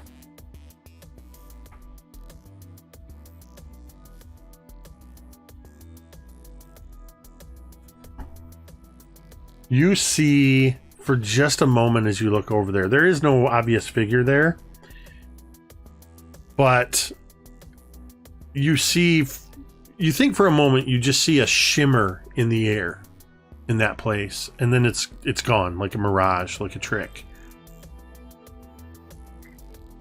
She looks down. She's like, I think there's something wrong with this kid's camera. No wonder he thinks so many weird things. As she hands it to Laz. Look, it's busted. Take it. Kind of look to see what in the hell she's talking about. It's totally shot. You see, Laz, you see Coop, Rosie, Billy, Oak, yourself. Nothing else weird about the picture.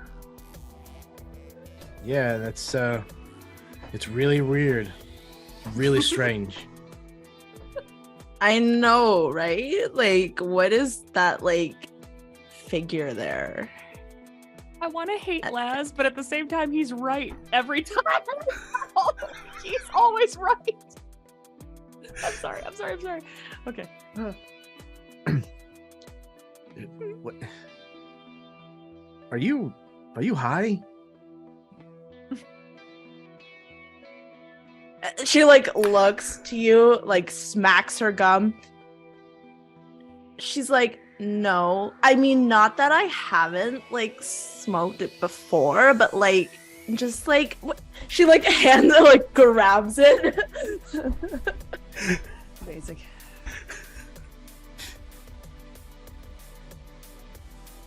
And then she looks and she furrows her brow again and shakes her head and then hands it back. Just so you know, I'm getting my driver's license soon, so I'll be able to drive and stuff.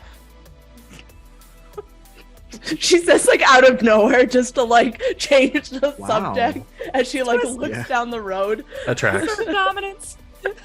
As you say that's that, a reassuring thing to hear. As you say that, you can see where that exit is out of this subdivision. it exits out onto the Leelanau Highway, scenic M22. And so there's been a few cars going by, not enough like that it's a steady stream of vehicles or anything. But as you say that you'll be able to drive soon, you see a convertible Volkswagen Rabbit, bright red with white interior.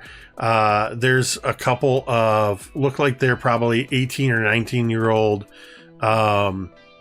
girls wearing bikini tops and their hair flying and the big white sunglasses, and sitting up on the back, so they're sitting up high, are a couple of shirtless teenage boys, also 18 or 19, and they've got like a surfboard jammed in between them, and you just hear, as you say that, you just hear them going woo as they are driving along. Please tell me that Cruel Summer is playing on the Sure. radio. Yes. One of Yes. them hits their horn, and you just hear Yeah. some obnoxious immediately tune.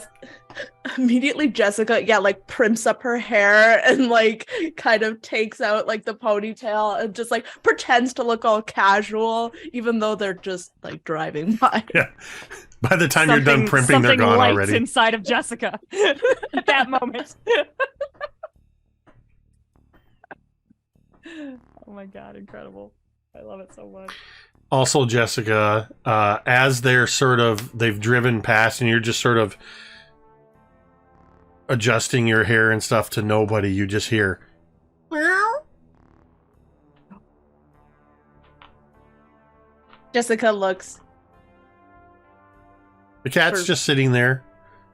It's sitting facing away from you, but looking back over its shoulder at you. I think that cat wants us to follow it.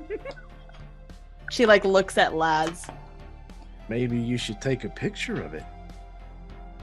Oh, good idea, she says as she takes, and she's going to take the camera and start to walk towards the cat to try and take a picture. As Yeah, you but start trust the walking cat towards that's it, trying to lead you somewhere. as you start to walk towards it, the cat stands up and starts walking away. By this point, it's far enough that it's at the end of the sidewalk to turn to exit the subdivision. Oh god, don't go out on the road. It's not, I mean, there's a sidewalk. Okay. Or a shoulder, Jessica's actually. Going to continue to try and she's trying to get close enough to take a picture, and I feel like every time she tries to get a little closer, so she's like, just get over here, you stupid cat, and she says as she like is trying to get closer to it. It Hey, waits girl. Oh, go ahead. Hey, girl. Fancy girl. Hey, Oak. I think she's taken off with your camera. Okay. And I would I think this is the moment where we've been playing catch this whole Yeah. time. Oh I yeah. imagine that at some point a ball gets hurled at my at me, and I go and I totally biff it because I hear my name and I'm like, what? And it just conks Oh right. shit! Oh, And Oh. Rosie chucks down Ow. her glove. She goes over and says, "Are you okay?" oh, it's ringing. Oh, okay. No, I'll be fine. I think. You didn't throw that as hard as you could, right? 'Cause, No. It's I'll still be- pretty hard. Are you okay?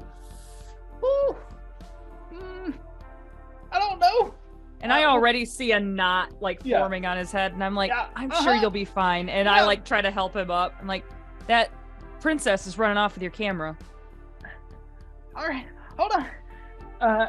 My camera. And you see that he immediately goes to grab his bag, and then he'll like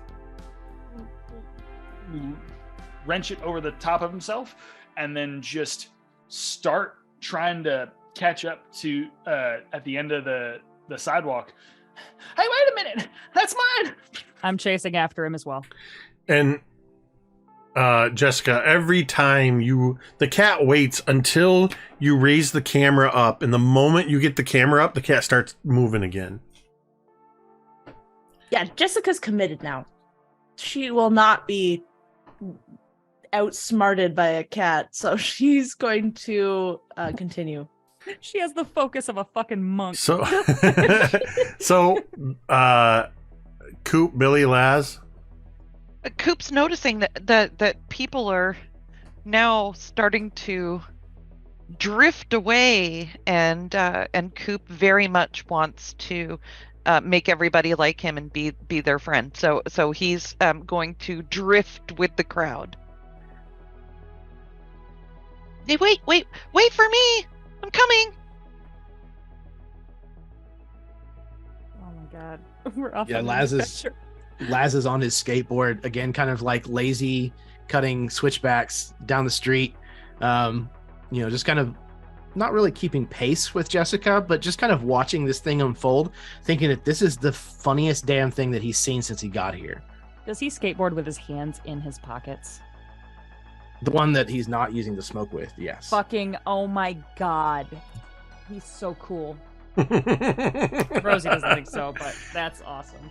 So Billy's trying to figure out, what Laz's interest with the cemetery is, and Dude, have you seen him? I imagine like probably also the closest, boy his age here. So like he is kind of like linking towards Laz to be like, all right, well, I guess if somebody's going to do something fun here, it'll probably be him.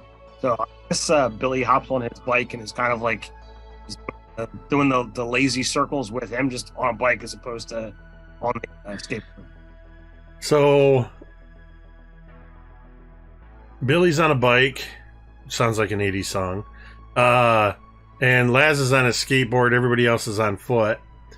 As you kind of round this this corner and start exiting the Twilight Grove Senior Living Community, you see that at where M22, where the road opens onto M22, to your right, which would be to the west, you can see where the highway quickly turns north, heading towards town.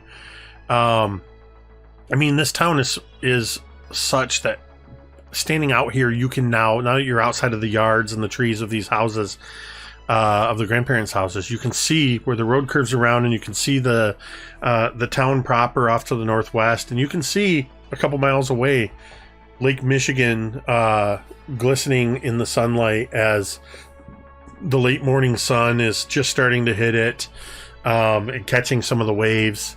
You're pretty sure you can see the top of a lighthouse that's out on the beach somewhere. There's even a sign when you come out onto M22 that points straight ahead and says Paradise Beach Public Access. It's a brown sign with white lettering. You would know, Laz, that just around this curve to the north is where the Peaceful Waters Church and the Peaceful Waters Cemetery are found. As periodically, Jessica, you are attempting to photograph Sprinkles, Cupcake Norm the Third Esquire, as we've named him in the chat. This cat, you're continuing to follow it. You all are essentially well, let me ask you, would you continue to walk along the right shoulder, or would you cross over to walk on the left shoulder where you're moving against traffic? This is where I test your kid's ability to be safe. I would go on the right, going towards traffic. That would be on the That's left. what you do.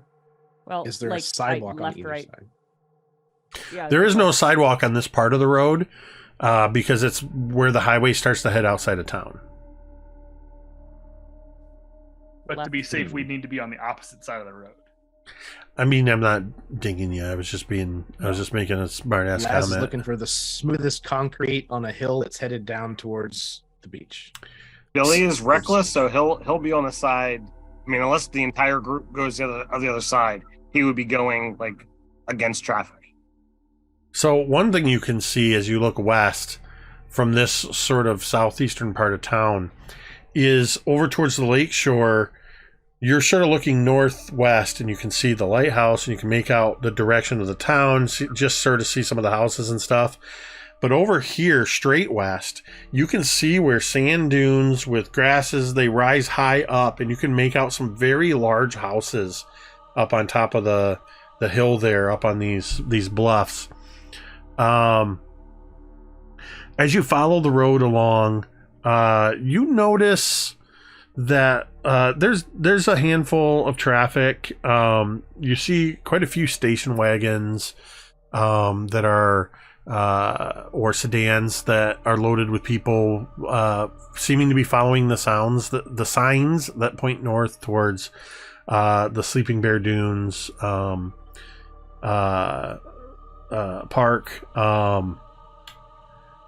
Trying to think of what it's actually called. Sleeping Bear Dunes. I think it's a national park. Anyway, it says like Sleeping Bear Dunes, 5 miles north. And within just a few minutes, you can actually see the steeple of the Peaceful Waters church. You can see the cemetery that's closer to you than the church. And you can see, as you're approaching, that there are, or rather is, yellow police tape around several of the graves. And the cat, which had darted across traffic between vehicles, not like immediately between vehicles, but like it waited until cars passed and then darted across. The cat is now crossing, has gone down through the ditch and is now crossing the open field towards the cemetery. Yeah, Jessica, I don't think is really registering like where she is in space or time. So she is And she's not high? No, Just kidding. She's just Jessica. she's just Jessica. And she's really excited because like now this like, you know, this cat is gonna look really good on her little mood wall with like all her friends' Polaroids. So she is like, this is like the perfect piece. So she's following this cat even as it goes into the cemetery. Oh man, Oak, is she going into the cemetery? You see that Oak is like preparing himself.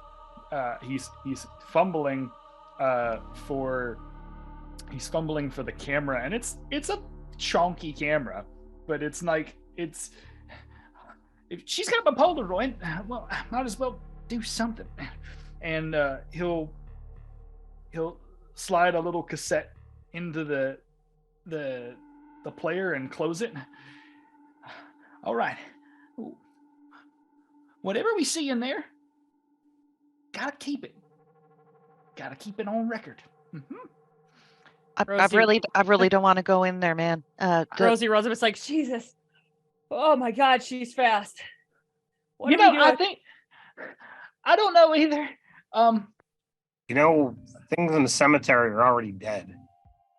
Well, Yeah, Jesus. cemeteries are haunted. is it broad daylight though right now? It's probably like 10 o'clock, 10:30 in the morning. 10:30 in the afternoon. First of all, hey, Coop, it's the daytime. All the stories say that the zombies only come out during the nighttime. So as long as we make sure we's here now and then wait till later, as long as we don't get home. Have you seen Poltergeist? It would disagree with you. Oh my God, as these two preteen nerds argue, freaking Rosie Roosevelt would be like, hey, Yeah. Molly Ringwald, do you see the caution tape? You better not go in there. It's just gonna take a minute. God. Oh my God. The caution tape is only around certain graves. It's not around the whole cemetery.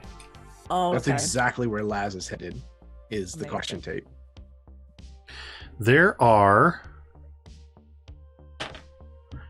4 graves spaced out around the cemetery that have caution tape. And as you are now approaching, you can see that each of these graves has a pile of loose dirt next to it. Oh my god. Laz is like, for the first time, is almost like buzzing with energy as he kind of like clutches his skateboard, almost kind of like white knuckled next to him, and walks up to the closest, whichever it is, kind of studying the name on the tombstone as he walks up before he's able to actually get an angle to look down into the ground if he can. Oh my god. Rosie As looks at ev- these little kids. He's like, "You guys want to go in?"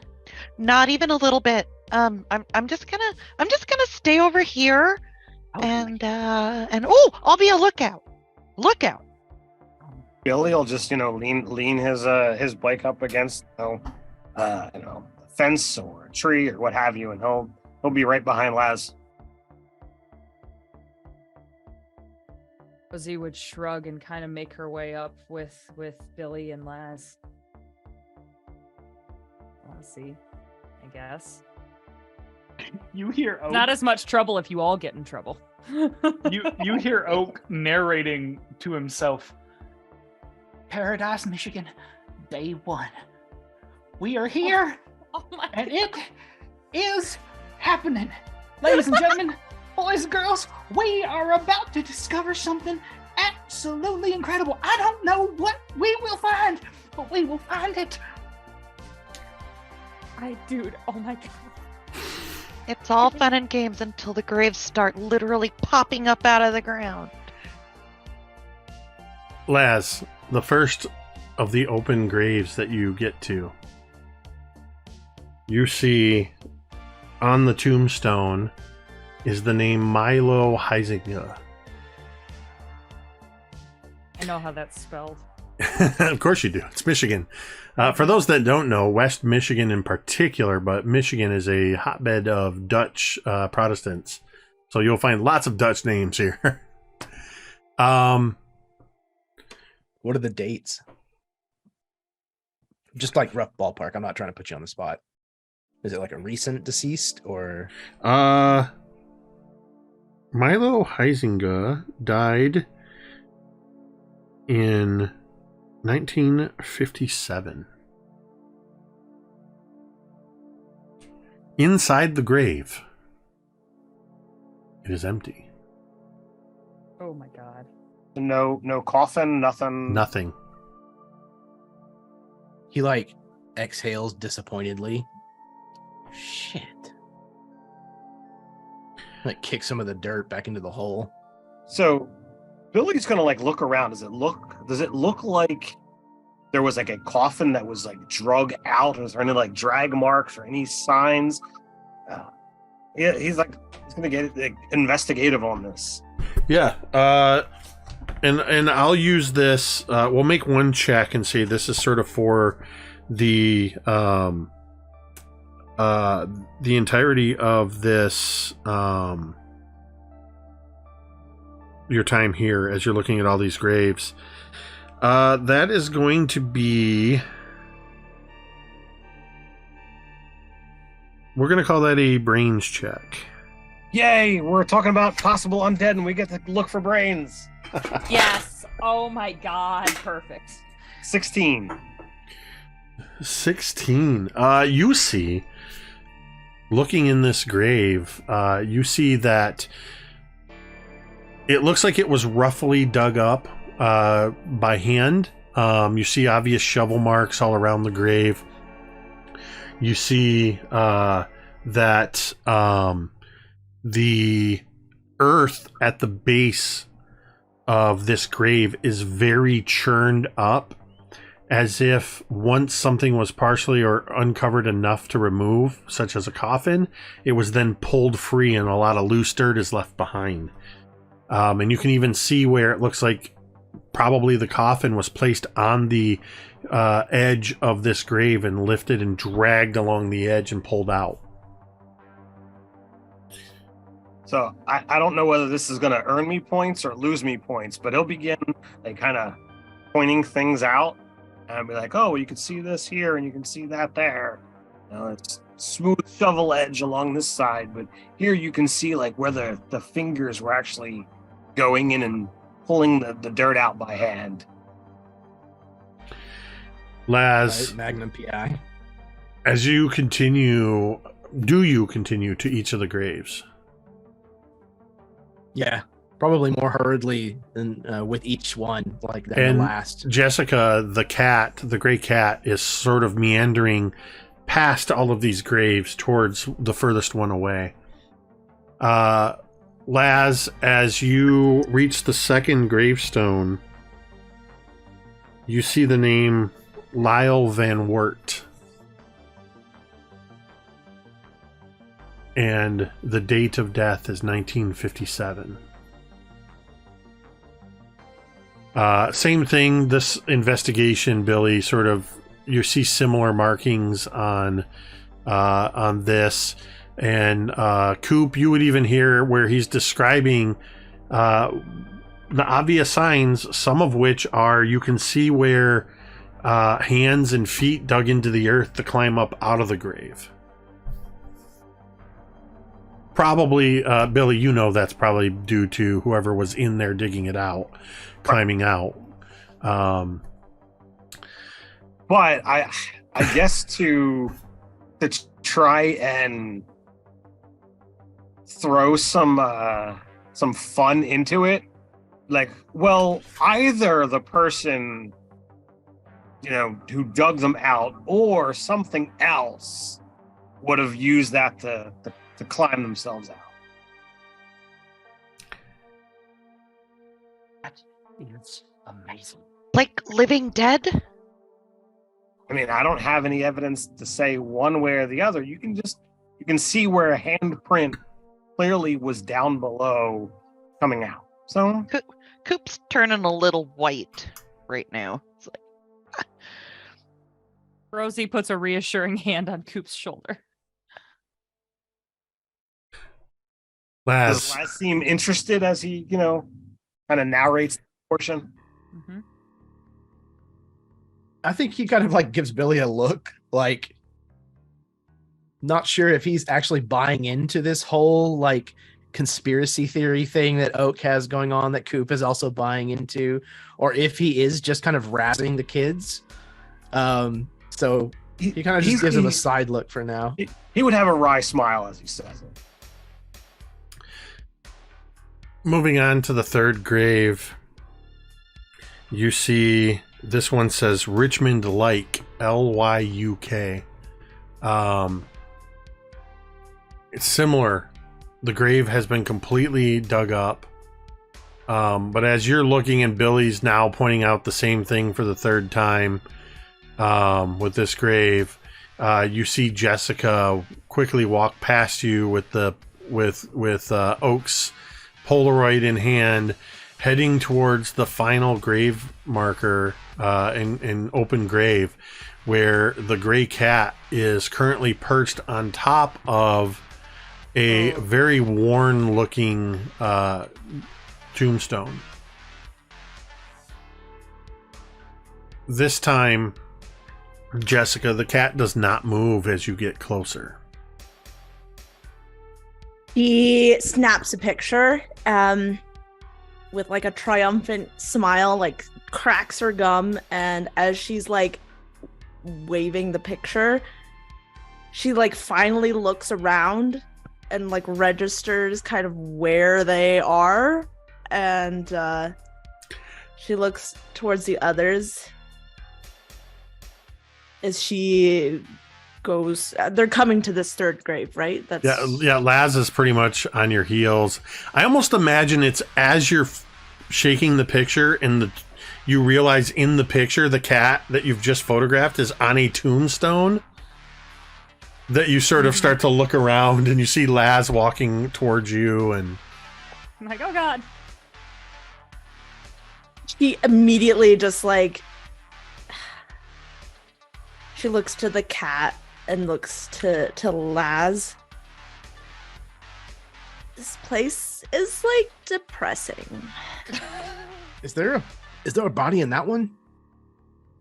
Ew, I'm anything- not looking as she like looks. Jessica, the picture that you are holding in your hand is starting to come into view, and you see the gray cat perched on the tombstone, and you see that there are 5 shadowy figures standing around this grave, like mourners around an open grave. She screams like shrilly, and Laz like runs right up next to her, thinking that she must have seen finally a body in the ground. As you come running up, glancing at the tombstone, you see that this stone is so old and covered in dirt and just the weathering and mildew. It's unintelligible. You cannot read the name that is on this tombstone. But looking down into the grave itself, at the very bottom of this grave, filling it out like completely and lying horizontally, you see a green door with a white frame and a brass handle. And as you look down, you hear, and that's where we're going to end tonight's session. Fuck you!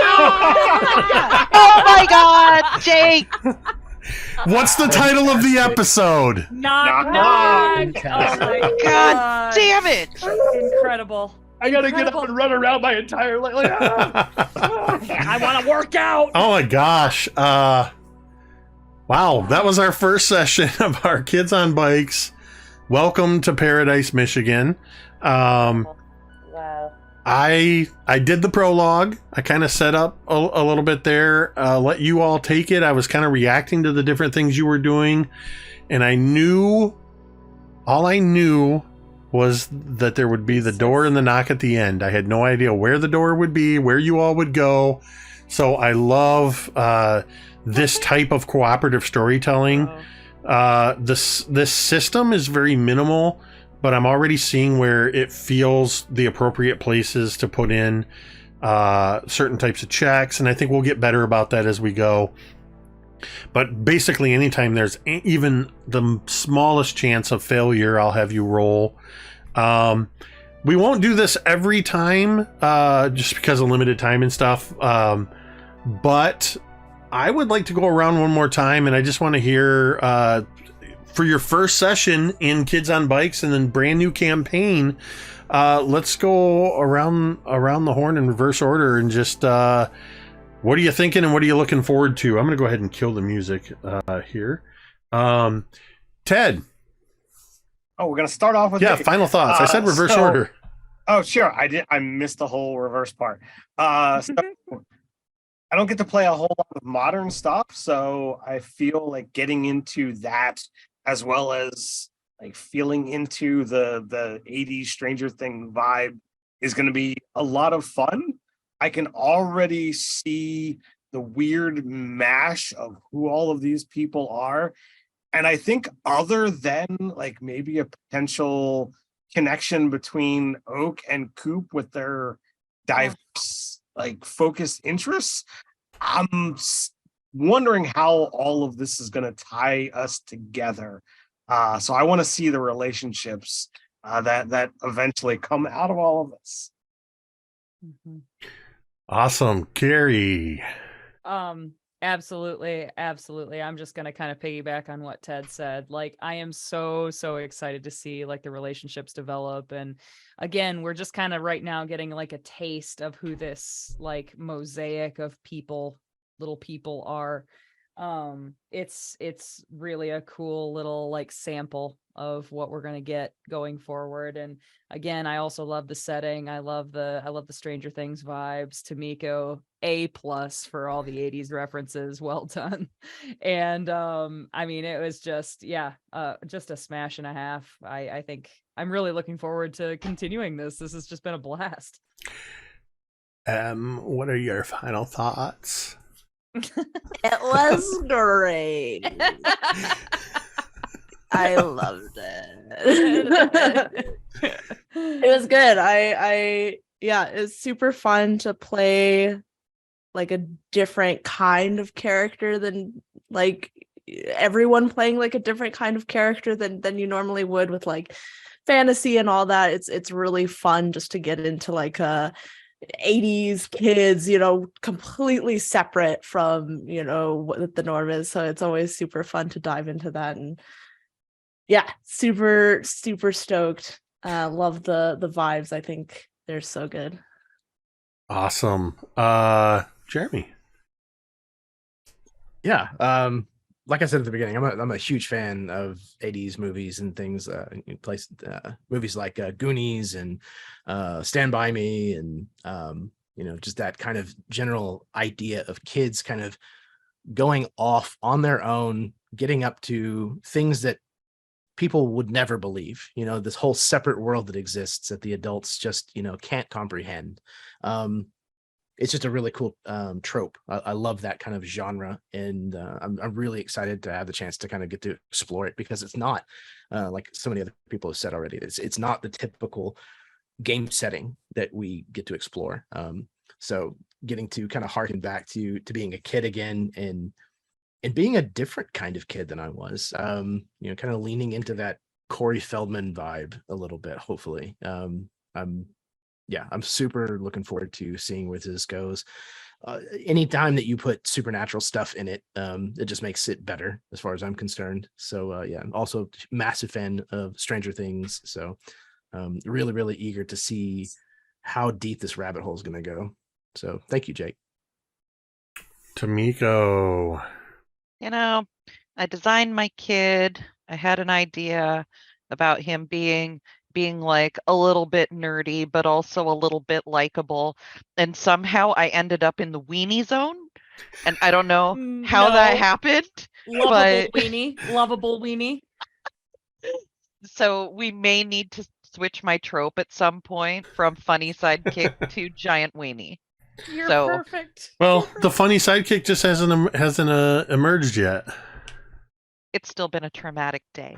But You're I am You're like, multi-classing. I feel like it's even more pronounced because, the older kids are so freaking cool. Like, That's true. Like all of the older kids are so much cooler. Like and they're even so the other cool. nerdy kid is cooler than me because he's rich and apparently doesn't know it. Oh Like, my god. like I can't even Oh my afford God. Izod. Like, I've got Kmart shirt, right? So like, It's only gonna come out Listen, later, man. and it's gonna be heartbreaking. so yeah. But I'm Oh. interested to see how we continue to gel and where this goes. Speaking of Richie Rich, and whose nickname is literally considered to be one of the most expensive woods, Chad. Listen, when I built him, I did not intend for That's that some to happen. niche trivia. but- Thank you, Jake. Bravo, thank you. That's what I'm here for. Useless trivial listen. connections. As my first campaign on this channel, I just want to say thank you. Thank you for having me. Thank you for allowing me to indulge in this setting with these wonderful players. Like I have had so much fun tonight. I am so excited about everything going forward. This game is just rad, and I can't wait for new stuff. And the ending was I want to play right now. Like I want to stop, wait for an hour, play again. Like I'm done. Well, Uh, the good news is you only have to wait 1 week. yeah. Because this is our new weekly Thursday night campaign. Every Thursday night at 8:30 p.m. Eastern, we will be here. A reminder, you may see different or all or less characters or whatever. We've designed this game so that it works really well if players have to drop out for a week or two or whatever. So some people might be coming in or dropping out.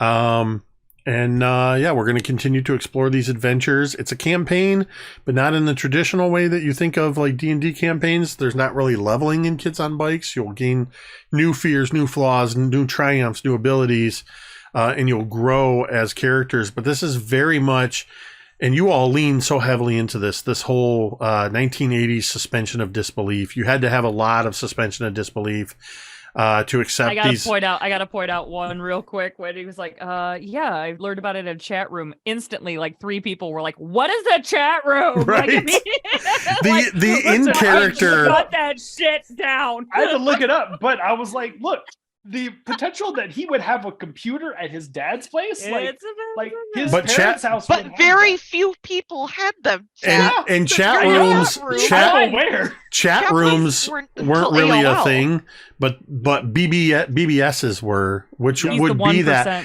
Let's just, Oak just happened to be one of the first people to use the term chat room. He coined it. But that's He coined it. and that's also one of the reasons why we're using a sort of vague. It's 1980 something. It allows for a little bit of anachronisms with time and things like that. Because I don't want to quibble over. Well, that system didn't come out until 1987, or this movie was actually a 1990s movie. As long as you're not doing like The Matrix from 1999, you're going to be okay. Trust me. I've pared down all of my references to at least like 86 and backward, right? Like I Good. know how Good far mark. I That's wanna go that's a good median is think mid 80s and you kind of stray a little bit ahead. That's fine. Back, But- back to the Future, like Buffy was Alien. Christy Swanson, not not Sarah, whoever the hell it is. We might have to Sarah create. Michelle Gellar. We might have to create a wiki so that those who were not even around in the 1980s can go back and figure out what all of our references are, what we're talking about. Agreed. Like little links to things so they can see what. But I feel the biggest gem was Tamiko's drop from Mork and Mindy. yes, The Mork and Mindy suspenders got me Well, so good. I was like, oh. I gotta say the two biggest A pluses as well for Carrie and Chad, who are literally wearing exactly as they described their characters wearing. Real quick, I am gonna brag just a smidgen. There's shit on the back of Yeah, this turn shirt. around. Hold on a second. Yeah. There is. You I took got, you it's took hard the to effort. see, but I got Rosie on the Her back. her number is her age. Classic. She can't So hear me. it is what it is. And her number is her age. Yeah, that's. So I'll be freaking damned. good. So So I just want to say a huge thank you to all of you for being a part of this, to everybody who tuned in. I've been wanting to play around in this system. I have so many different arcs. What I was saying about it not being a traditional campaign is we're going to run arcs. There's going to be story arcs that might only be one shots. There will probably be holiday specials in the future. There will be arcs that are 3 sessions long. There might be 8 or 10 session arcs. It just depends on what paths the characters take. I'm going to set up some situations along the way, and we're actually together. We're going to be building out some of the mythology of this strange Midwestern lakeside town. Fun fact, if anybody wants to look anything up, Paradise, Michigan is based on the real Empire, Michigan, which is located south of the Sleeping Bear Dunes. With that, we are, let me just check real quick. I think While Jake is checking, don't forget to check us out on spring.com. On spring.com, you can find all kinds of hoodies and tank tops and t-shirts and so much more. Spring.com, just search Mini Terrain Domain.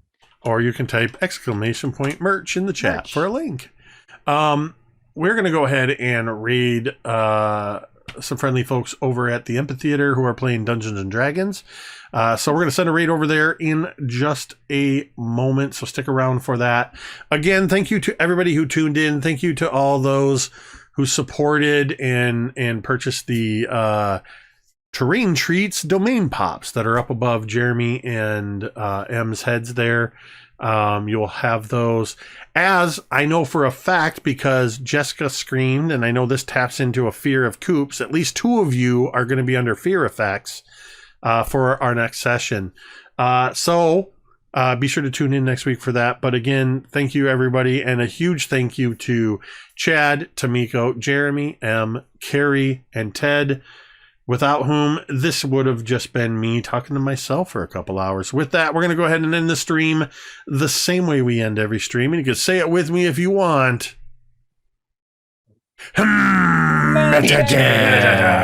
Jesus. Crew.